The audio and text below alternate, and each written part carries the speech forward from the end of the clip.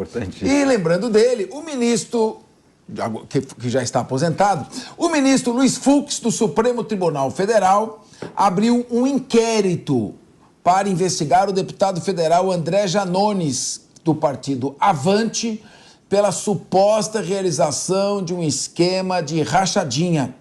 A decisão atende um pedido feito pela Procuradoria-Geral da República. Então, não foi um partido de oposição que fez a representação. Foi o líder, o chefe do Ministério Público da União, no caso do Ministério Público Federal. A decisão de Fux estabelece prazo inicial de 60 dias, claro que ele pode ser prorrogado, para que a Polícia Federal realize as diligências.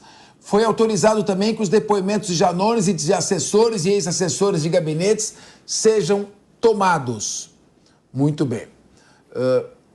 Em postagem nas redes sociais, Janones celebrou a decisão do ministro Fux. Abre aspas.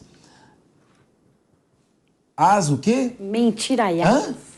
O que está escrito? Eu não consigo ler essa palavra. Mentiraiadas. As mentiraiadas contra mim estão com prazo contado. 60 dias. Depois de uma semana inteira de massacres, finalmente a verdade aponta no caminho. O ministro Fux acaba de autorizar a abertura de inquérito para que toda essa trama bolsonarista, criada para me sepultar politicamente, seja apurada e esclarecida. A PGR vai me ouvir e ouvir assessores e ex-assessores. Assim restará comprovado cabalmente que nunca houve qualquer crime cometido em meu gabinete. Vou seguir minha trajetória de cabeça erguida, combatendo os fascistas, lutando pelo povo que mais precise pela democracia. Guarde esse tweet. Quem viver, verá. Fecha aspas. Bom, meu querido Ricardo Rous, me parece nesse momento que o deputado Janones quer ganhar tempo para ter sobrevivência política. Primeiro porque a verdade não se estabelece em 60 dias. Esse é o prazo para que sejam ouvidos todos os assessores que o estão acusando, todos os ex-assessores que apontam a rachadinha, inclusive alguns pedindo a cariação. Depois, provavelmente, vai haver quebra do sigilo bancário ou eles próprios irão oferecer o seu sigilo, suas contas, para mostrar que há uma rotina de saques. No mesmo dia, a mesma soma é sacada de várias contas. E aí, eventualmente, algum tipo de prova com câmera e alguma outra coisa que vai poder esclarecer se houve ou não a rachadinha.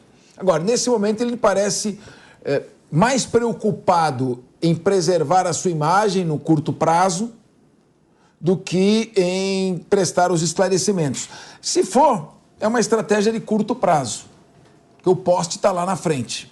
Então, eu queria ouvir a sua avaliação, sempre enaltecendo o princípio do estado de inocência, a presunção da inocência, o direito à ampla defesa, a não realização de julgamentos precipitados, mas, é claro, há denúncias e há uma sequência de investigação que, provando a rachadinha, levará ele à perda do mandato por uma denúncia de peculato.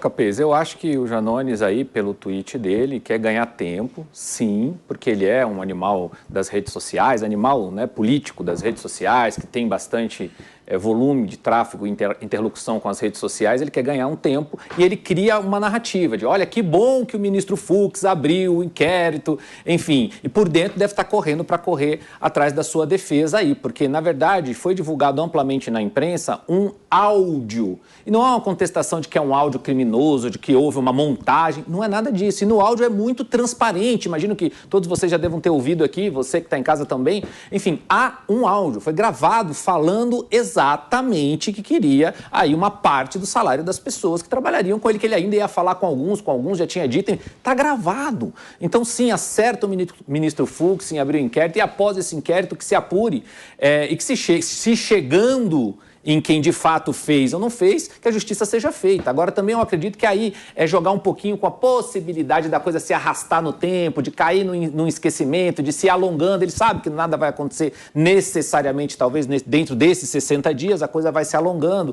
Enfim, eu quero que a justiça seja feita, que o povo brasileiro merece muito mais do que isso. Mônica Rosenberg. Então, vocês sabem que a minha grande pauta da vida é o combate à corrupção. E quando eu vi esse áudio, eu fiquei tão estarrecida, não só pela cara de pau de cobrar, mas porque ele justifica dizendo que foi pelo gasto de campanha.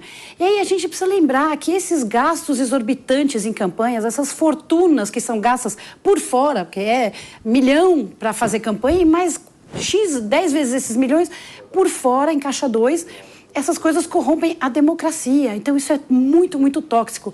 Agora, eu vejo um lado positivo nessa história toda, que é o seguinte, quando alguém como Janones vem dizer que está sendo massacrado por causa desse áudio da rachadinha e que isso é uma busca do sepultamento político deles, no Brasil, que é o país onde a gente fala que rouba mais faz e tudo bem, a gente passa pano, é o país da impunidade, hoje, ter alguém como Janones dizendo que a rachadinha é um grande problema, é bom, significa que finalmente nós vamos começar a ter repúdio social, finalmente nós vamos começar a considerar que quem faz rachadinha deve sim ser massacrado, deve sim ser sepultado.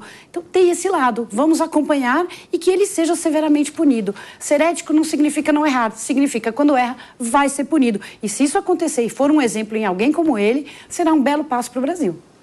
Paulo Nicoli, são os fascistas que estão acusando ou são os ex-assessores?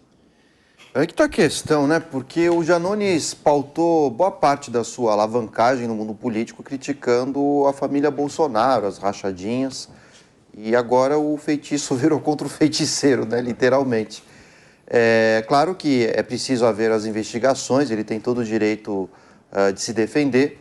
No entanto, caso eventualmente seja acusado, isso coloca a sua imagem política numa grande contradição e talvez num futuro ostracismo político.